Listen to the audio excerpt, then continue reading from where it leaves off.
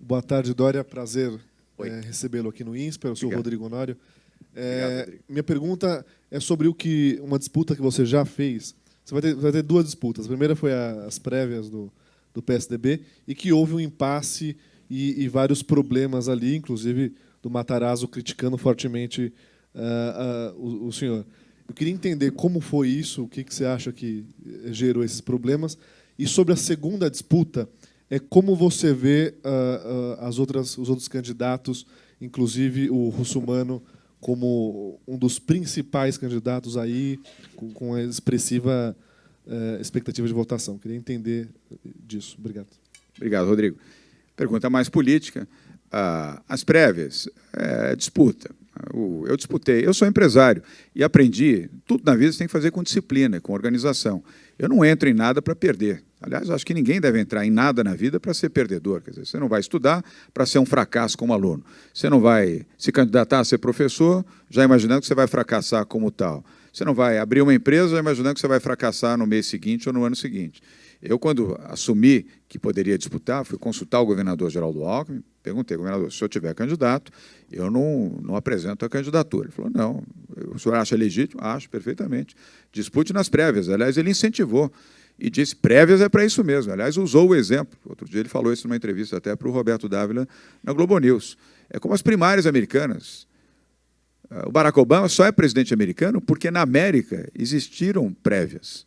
Para o bem e para o mal. Agora está aí o Donald Trump, mas, enfim, sem querer entrar nessa discussão.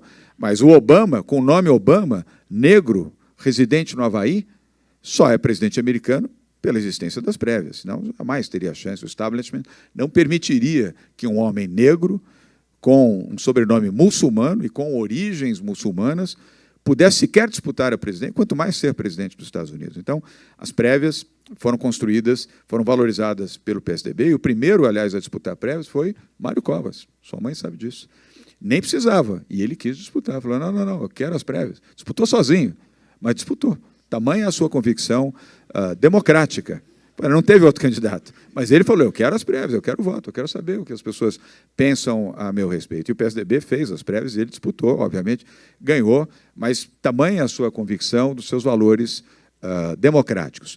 E, Rodrigo, na vida pública é como na vida privada ou até na vida pessoal. Você precisa saber ganhar e precisa saber perder. Faz parte do jogo. Nem sempre você ganha. Agora, quando você perde, você tem que ter grandeza ao perder.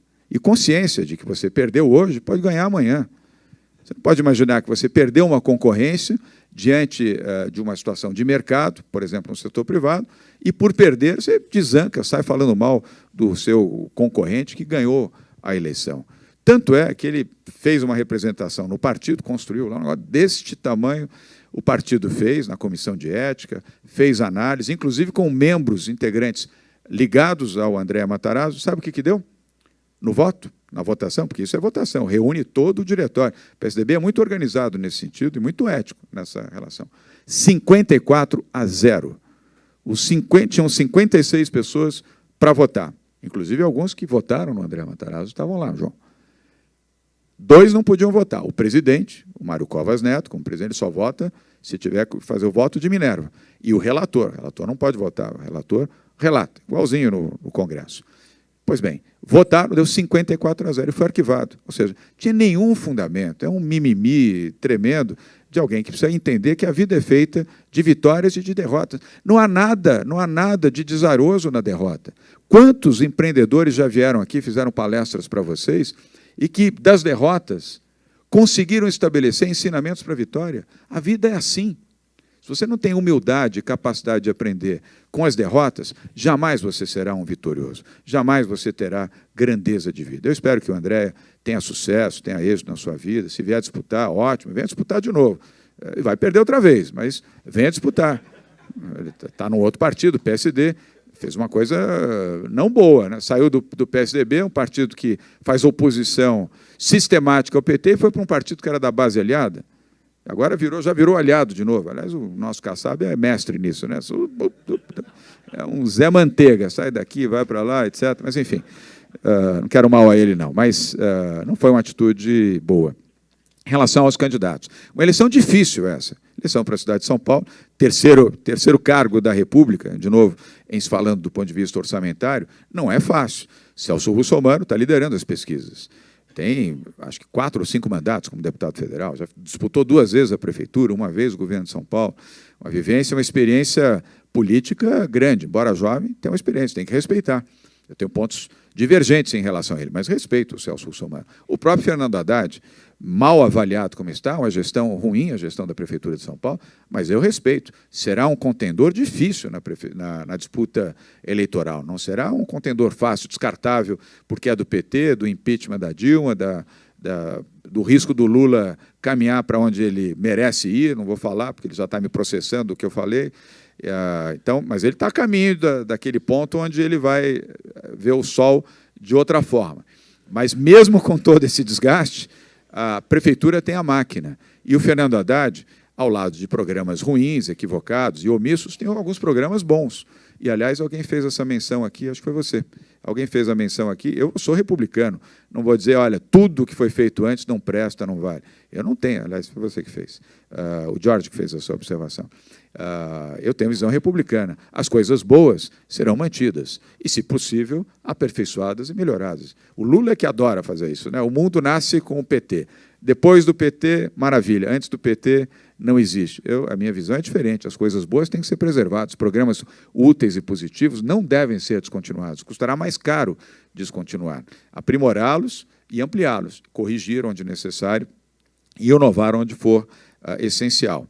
Marta Suplicy, senadora, deputada, ministra, prefeita da cidade de São Paulo, será uma adversária difícil. Não sei se ela já veio aqui conversar com vocês, mas convidem, até é bom para vocês conhecerem os candidatos. Acho que é uma forma democrática também de vocês conhecerem um painel. Não dá para trazer todos, que já tem 11 candidatos, mas pelo menos os que, vamos dizer, mais fortemente têm condição de disputar a ida para o segundo turno, vale a pena. A candidata forte também. A Luísa Erundina, vereadora, deputada, prefeita da cidade de São Paulo. E, olha, apesar de ter sido do PT, honesta, ela não é desonesta. É uma senhorinha atrasada, retrógrada do ponto de vista de ideias, mas eu respeito a sua índole e o seu passado. Ela foi uma prefeita honesta, que já é um bálsamo. Você falar em honestidade, já é um bálsamo. Então, ela vai disputar e tem força. Vai brigar mais, talvez, com o próprio Fernando Haddad. Mas ela é uma pessoa decente, tem um histórico de vida. Tem o Ricardo Yang Silva, que vai disputar pela rede, é um empresário, uma pessoa do bem, uma vida política mais recente, mas uma pessoa correta, uma boa formação, eu conheço e respeito também. Tem o próprio André Matarazzo, que pretende disputar pelo PSD, não se sabe ainda se ele terá ou não essa oportunidade, ou se o PSD vai coligar com a Marta Suplicy no PMDB e ocupar uma posição de vice. Mas, se vier a disputar, apesar de todas as bobagens, as coisas ruins que ele falou a meu respeito, eu respeito o trabalho dele e a sua trajetória também. Ele não é um inóspito do ponto de vista de conhecimento da cidade, ele conhece a cidade também. Então, eu vou tratar de forma muito respeitosa todos os candidatos e não vou fazer centro de tiro em aspectos pessoais. Não vou fazer.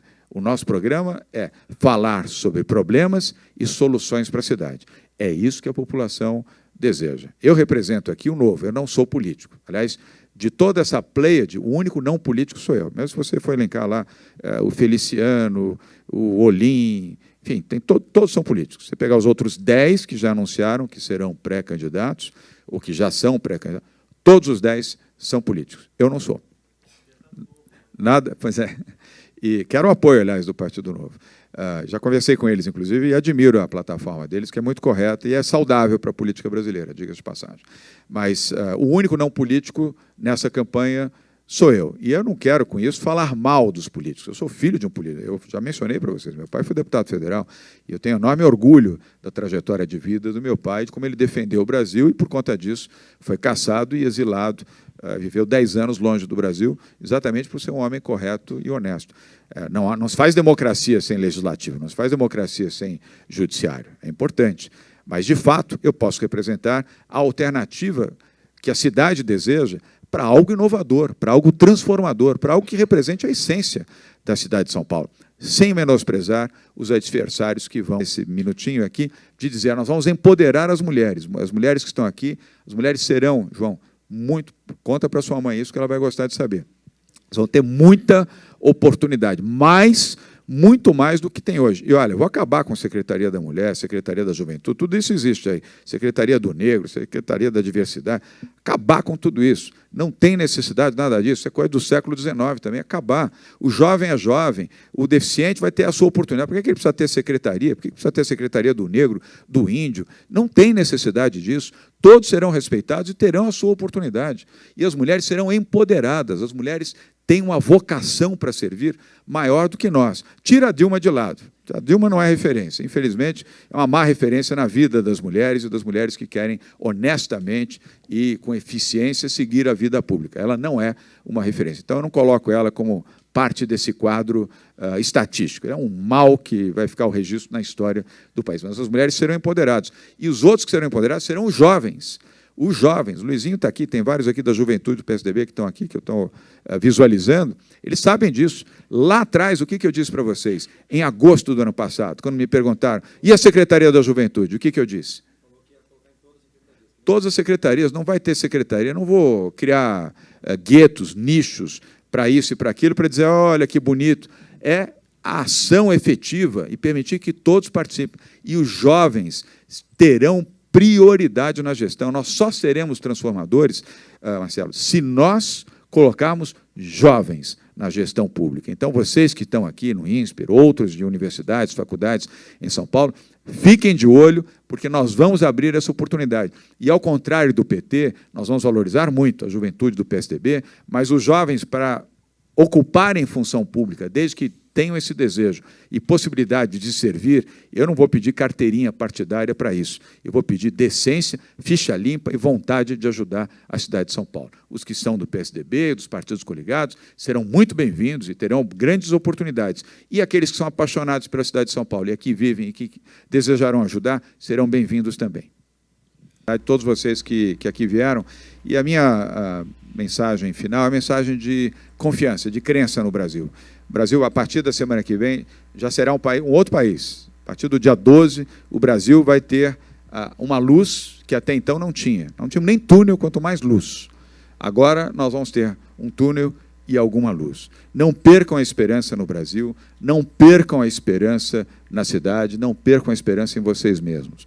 Lutem, façam o que vocês estão fazendo aqui, isso é fazer cidadania, discutir, debater. Se possível, Marcelo, traga os outros candidatos, pelo menos esses que já são, enfim, que têm um potencial maior. É a forma mais democrática que pode haver de vocês conhecerem o pensamento, o sentimento, o que pensam, o diálogo, pergunta e resposta, para que vocês possam tomar uma decisão definitiva e acertada em quem vocês vão votar e, principalmente, para quem vocês vão poder influenciar outros votos de pessoas das suas famílias ou amigos, vizinhos, pessoas que participam na comunidade com vocês. Façam isso, porque é a forma precisa e correta dessa transformação.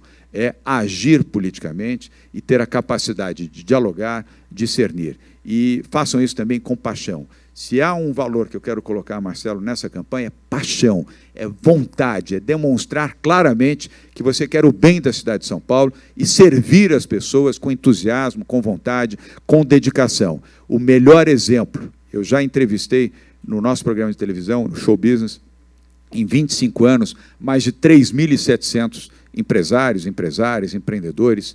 A característica comum a todos esses que eu entrevistei de sucesso é a paixão.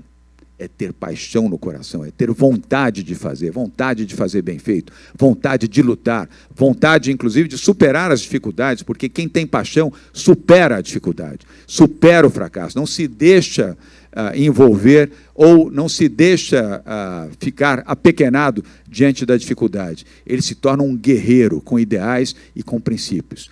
E, principalmente, de todos os que eu entrevistei e tive a oportunidade de conviver, um ponto em comum está na humildade. O grande líder é aquele que tem humildade no coração. Por mais forte, por mais poderoso, por mais rico, por mais prestígio que tenha, se ele tiver humildade, ele será um líder de referência para as pessoas.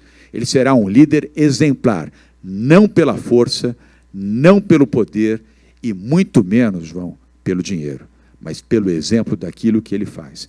E eu pretendo ser, para a minha geração, para a minha cidade, para o povo do meu país que vive em São Paulo, uma referência de liderança serena, equilibrada, positiva e construtiva, e, sobretudo, apaixonada. Muito obrigado.